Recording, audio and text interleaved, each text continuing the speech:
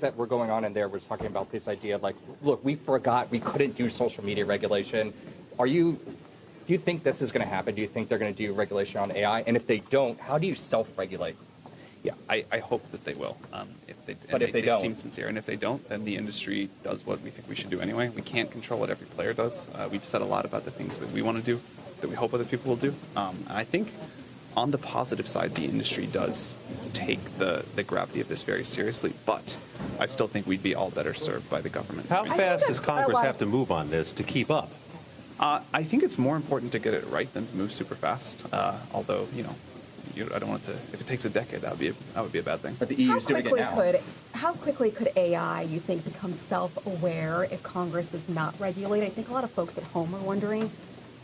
I think there's a huge amount of speculation on that question. I think it's very important that we keep talking about this as a tool, not a creature, because it's so tempting to anthropomorphize it. I totally understand where the anxiety comes from.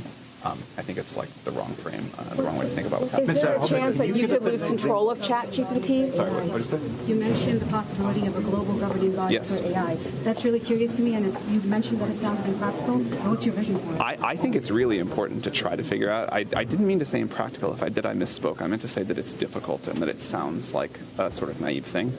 We've done it for other industries. I mean, the IAEA did it, and I think this is a technology that we should treat with that level of seriousness.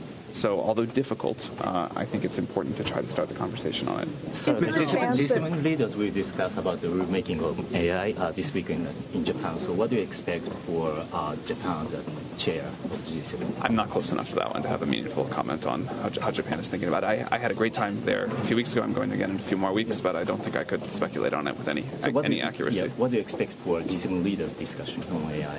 That one I think I know even less about, but I'm looking forward to hearing what they talk about. How is ChatGPT going to help the creators? I think it's really helping the creators. I think it's amazing to talk to creators about how they're using the current tools. People talk about it as like the most important creative tool they've ever gotten used in their new What's career. the one thing you're not seeing them do with it that they should be doing? I mean, there's so much happening. What's the one thing?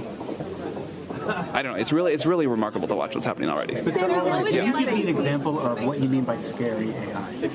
Sure. I mean, an AI that could help design novel biological pathogens, an AI that could hack into computer systems. I think these are all scary.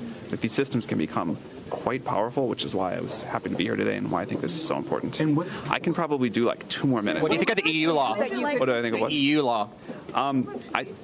All right, I'll wrap it up real quick. The EU law is it's still going to evolve a lot, right?